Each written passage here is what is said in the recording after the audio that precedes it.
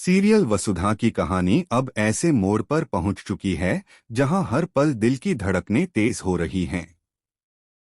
अस्पताल के सन्नाटे में वसुधा की सांसें अटक रही थीं और मशीनों पर चलती आवाजें देव के दिल को चीर रही थीं। उसका चेहरा पीला पड़ चुका था, आंखों से आंसू थमने का नाम नहीं ले रहे थे। देव बार बार भगवान से प्रार्थना कर रहा था, हे प्रभु, मेरी वसु को बचा लो, उसकी जान लेनी है तो पहले मेरी जान ले लो। मैं सब कुछ कुर्बान कर दूंगा, बस मेरी वसुधा को बचा लो। देव के कांपते हाथ बार बार वसु के माथे को छू रहे थे, जैसे उसकी धड़कनों को अपने स्पर्श से वापस बुलाना चाहता हो। डॉक्टरों ने हाथ खड़े कर दिए थे। सब कह रहे थे कि हालत नाजुक है और अगर सुबह तक वसु को होश नहीं आया तो बचाना लगभग नामुमकिन हो जाएगा। इस खबर ने देव की रूह को हिला दिया। वह वहीं जमीन पर बैठ गया और मन ही मन कसम खाई कि चाहे जो हो जाए, वह वसु को मौत के मुंह से खींचकर वापस लाएगा। अचानक उसके मन में एक ही ख्याल आया, अगर वह अपनी मांग का सिंदूर वसु की मांग में भर दे तो शायद किस्मत उनकी डोर को जोड़ दे। यह सोचते ही उसके हाथ कांप उठे, लेकिन आंखों में दृढ़ता थी। इसी बीच कहानी का दूसरा चेहरा सामने आने लगा। चंद्रिका को अचानक शक हुआ कि अविनाश कुछ छुपा रहा है। जैसे ही उसने 5 लाख के ट्रांजैक्शन का मैसेज देखा, उसकी बेचैनी बढ़ गई। यह पैसा आखिर किसके लिए खर्च किया गया? उसने तुरंत हनुमंत को आदेश दिया, मुझे अभी अस्पताल ले चलो। हनुमंत का दिल तेजी से धड़कने लगा। उसे डर था कि कहीं चंद्रिका को वसुधा के बारे में न पता चल जाए। लेकिन किस्मत का खेल देखिए, सच हमेशा छुपाया नहीं जा सकता। जैसे ही चंद्रिका अस्पताल पहुंची, उसने रिसेप्शन पर जाकर पूछा, यहाँ किसे एडमिट किया गया है?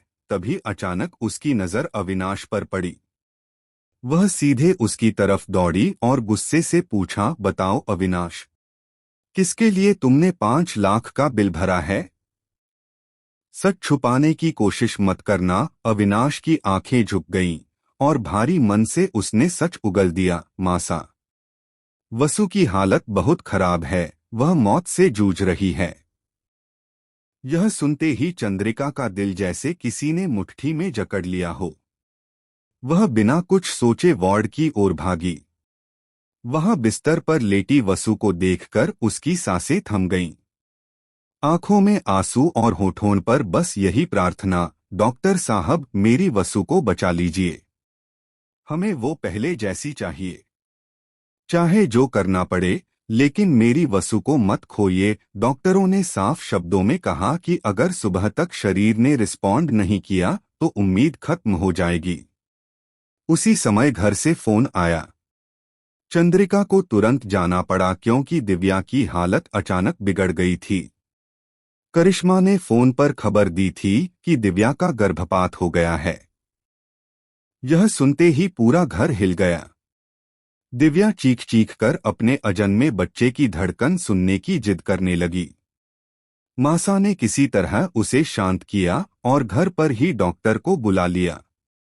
लेकिन असली तूफान तो अभी आना बाकी था। जैसे ही सब कुछ थोड़ा शांत हुआ, करिश्मा ने मौके का फायदा उठाया। वह अचानक घर में घुस आई और चिल्लाकर बोली, अगर मुझे इस घर में जगह नहीं मिली तो मैं दिव्या को सारा सच बता दूंगी। उसे बता दूंगी कि वह मां कभी नहीं बन पाएगी। यह सुनते ही सबके पैरों तले जमीन खिसक गई। चंद्रिका कांपते हुए पूछ बैठी, तुम चाहती क्या हो? करिश्मा की आंखों में लालच चमक रहा था। वह बोली, मुझे चाहिए पूरा साम्राज्य, पूरी संपत्ति, पूरा बिजनेस, सब कुछ। चंद्रिकाएं